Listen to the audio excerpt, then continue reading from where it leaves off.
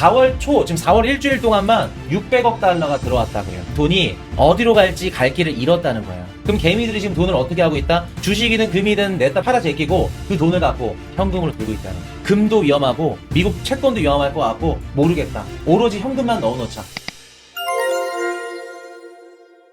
자산시장이 진짜 그 투자가 재밌지 않아요? 반복이지 않아? 헤지펀드 마진콜 압박됐다. 이거 언제 봤던 기사인데 사실. 헤지펀드 마진 기억 안 나세요 여러분들? 22년도 기억 안 나요? 다시 한번 좀 설명을 드리면 22년도에 미국의 물가가 CPI가 9.1까지 올라갔죠. 그래서 연준이 금리를 미친듯이 올렸어. 올리면서 초기에 미국 주식이 미친듯이 빠졌죠. 그랬더니 헤지펀드 마진콜 그리고 23년도 상반기에 실리콘밸리 은행 파산하면서 은행들 무너집니다. 헤지펀드 무너집니다. 그리고 정크본드, 고위험물 채권, 미국의 10년채랑 미국의 그 회사채랑 스프레드 간격 차이가 벌어지면서 이거는 경기 침체의 탄강의 카나리아 역할을 한다. 전조 현상을 한다. 그래서 위험성 채권, 신용 스프레드가 폭발적으로 늘어났다. 이거 22년도에 우리 안 배웠어요? 제가 항상 비트코인 가격, 코인 가격이나 주식 가격이 오르면 왜 올랐는지 메모하라고. 왜 떨어졌는지 하락했는지 메모하라고. 항상 메모하라고 말씀드리죠. 귀신같이 또 똑같이 이렇게 발생해요. 지금 25년도죠. 3년 전에 똑같은 기사들이 나왔어요. 여러분들 구글에 한번 검색 한번 해보세요.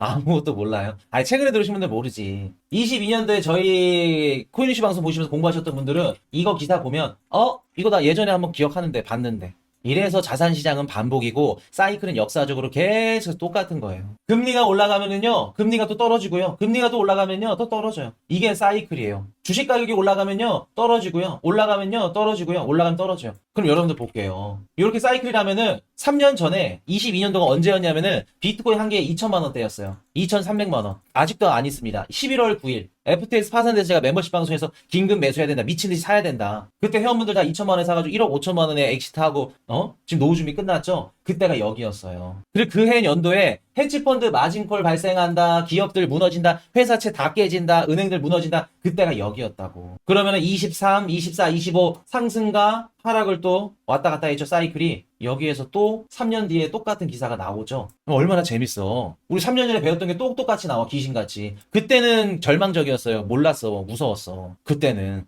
헤지펀드가 마진콜? 마이크로스트레치 망한다고 했었어요. 그때 22년도에 기사 한번 찾아보세요. 그랬었다고. 근데 그 기사가 또 나왔죠. 자, 이게 무슨 기사인지 한번 말씀을 드려볼게요. 헤지펀드 마진콜 압박 진면. 자, 여러분들 헤지펀드가 이제 뭐냐면은 돈만 되면 다 하는 애들이에요.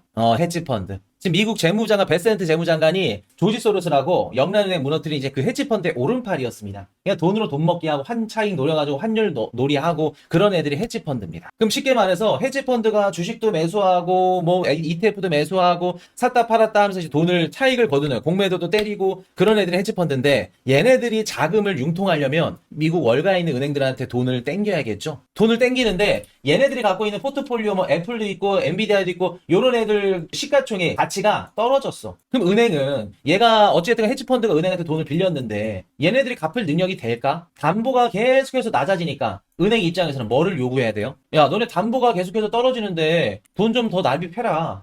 그래야 우리가 만기도 연장해주고 계속 돈을 빌려줄 거 아니냐. 그럼 헤지펀드는 지금 당장 뭐가 필요해요? 그동안 대출받아 주식 샀던 거, 주식을 팔기보다 뭐 주식을 팔아서 현금을 갖고 있는 것도 방법 중에 한 가지겠지만 금과 같은 안전자산에 있었던 비중들, 뭐 미국 국채든 금이든 포트폴리오에서 현금을 은행으로 넣어야겠죠. 이해되셨어요? 그럼 최근에 금 가격이 빠진 이유를 여러분들이 조금 알 수 있겠죠. 두 가지 이유겠죠. 첫 번째, 경기 침체 우려가 커지면서 금도 매도가 나오는 겁니다. 처음에 우리가 경기 침체에 확정이 되고 들어가면은 그때부터는 미국 국채 수요만 늘어나요. 금도 다 빠져요. 그래서 금도 빠졌고, 두 번째, 헤지펀드나 이런 애들이 자본을 계속해서 납입해야 되고 요구를 하니까 어떻게 한다? 금이나 이런 것들을 매도하면서 현금화를 해서 넣겠죠. 그리고 한 가지 더. 지금 전 세계 증시 다 빠졌어요. 얼마 전까지만 하더라도 미국 증시만 빠지고 미국 증시에 있었던 자본이 유럽이랑 중국이랑 넘어갔죠. 야, 미국이 힘들 것 같다. 근데 유럽 주식 싸네? 중국 주식도 싸네? 다른 시장으로 갔다 그러면 지금은 다 빠지고 있어요. 다 빠지고 있다는 건 무슨 뜻일까? 내 돈이 어디로 갈지 갈 길을 잃었다는 거야.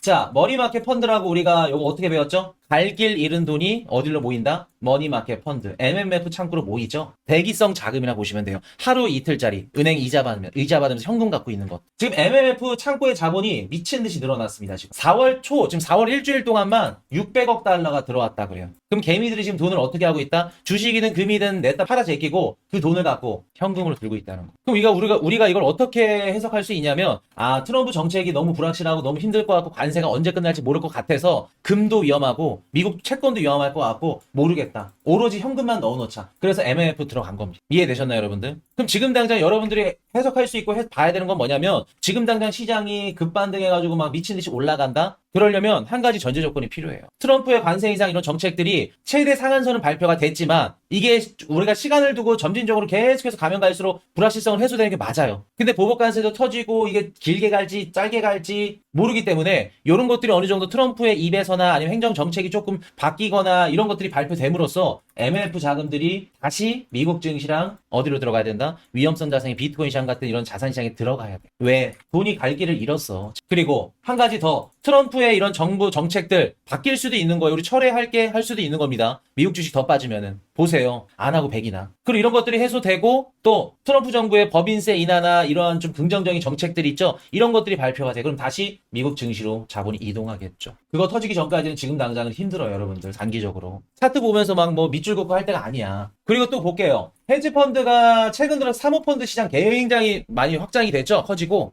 여기서도 문제가 발생을 합니다. 사모대출 시장에서 자금을 끌어당겼는데 이게 막 주가가 무너지면서 현금이 막 필요해. 그러니까 사모펀드 지금 처분이 계속해서 나오고 있어. 이런 것도 문제가 되는 겁니다. 자, 트럼프 정부가 들어서면 IPO 활발하게 될 것 같고요. M&A 활발하게 될 것 같아서 여기에 막대한 자본을 넣었어요. 근데 막상 까놓으니까 관세 막 올린다고 그러지 미끄러지죠? 그럼 지금이라도 빨리 처분해서 돈이라도 회수를 해야겠죠. 그래서 트럼프 관세 인상 정책으로 인해서 미국 증시 떨어지고 미국 증시 떨어지니까 헤지펀드 마진콜 가능성도 있고 사모펀드 시장이 죽고 이런 것들이 좀 안 좋은 거. 그리고 한 가지 더. 이렇게 되면은 고수익 채권이라 그러죠. 우리 정크본드라고 회사채인데 조금 위험한 채권이 있어. 걔네들 상품의 금리가 미친 듯이 올라가요. 이자율이. 미국의 위험 채권 금리랑 미국 이제 안전 장기채 금리랑 이제 그 스프레드 간격 차이가 벌어지면 벌어질수록 그걸 우리가 뭐라고 받아들이냐면 경기 침체 전조 현상이라고 그래요. 근데 이게 계속해서 벌어지고 있어요. 그래서 온체인 데이터 분석하시는 분들 있죠? 주기영 대표님. 이런 분들은 뭐 시즌 종료다, 비트코인 끝났다 라고 얘기하시는 이런 얘기들이 틀린 얘기는 아니에요. 그분들 입장에서는. 차트리스트 분들, 온체인 데이터 막 맹신하시는 분들 있죠? 그분들이 시즌 종료래. 맞아요. 그분들 입장에서는. 왜? 실제로 온체인 데이터가 시즌 종료를 계속해서 가리키고 있어, 하락장을. 장기간 하락이든 시즌 종료까지는 아니지만 장기간 하락을 가리키고 있어. 근데 그대로 되나? 그대로 될까? 라고 누가 질문하고 반문을 했을 땐 그대로 되지 않아요. 제가 몇 달 전부터 말씀드렸죠? 메인 지표는 트럼프 정부 정책 방향성이라고. 우리가 보는 온체인 데이터 이 지표 방향성이 아니라. 그대로 되지 않을 거예요. 한번 보세요. 차트리스트 분들 다 맞출 줄 알죠? 시장 분위기가 어떻게 될지, 올라갈지 떨어질지 그대로 안 돼요. 아무리 밑줄 긋고 선 긋고 지지선이 어떻고 해봤자 오늘 트럼프가 트위터 글 하나 쓰면 그냥 바로 올라가. 다 깨져요. 의미가 없다고. 그래서 지금 경제방송들에서 막 헤지펀드 마진콜, 뭐 콜금리 올라가고 위험채 금리 막 올라갑니다. 다 미끄러져요. 이런 얘기들 막 무섭다, 막 겁주죠. 이런 부분들이 장기적으로 우리가 지금 관세 인상이 계속해서 지속되면서 다 무너지면 위험할 수는 있어요. 근데 이것만 봐서는 경기 침체라고 단정짓기는 일러요. 이해되셨죠?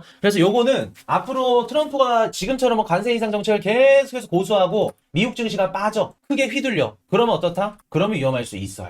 근데 어느 정도 유지를 하다가 철회를 하거나 아니면 좀 긍정적인 이런 분위기 때문에 다시 미국 증시가 반등을 한다. 그럼 이거는 언제 그랬냐는 듯이 다시 사라질 겁니다. 우리 22년도에 경험해보셨죠? 다들? 기억나시죠? 그때 어땠는지. 그때 생각하시면 돼. 이걸로 인해서 진짜 무너질 가능성이 더 높은지 아니면 이렇게 겁을 주다가 시장이 빠지고 다시 올라갈 가능성이 높은지 그거 보시면 돼요. 그래서 지금 당장은 MMF 자선, MMF 창고 갈 길 잃은 돈들이 현금화하고 있는 중이다. 작업이다. 그럼 이 돈들이 다시 주식이나 우리 암호화폐 시장으로 들어가려면 당연히 시장 심리가 좋아져야겠죠.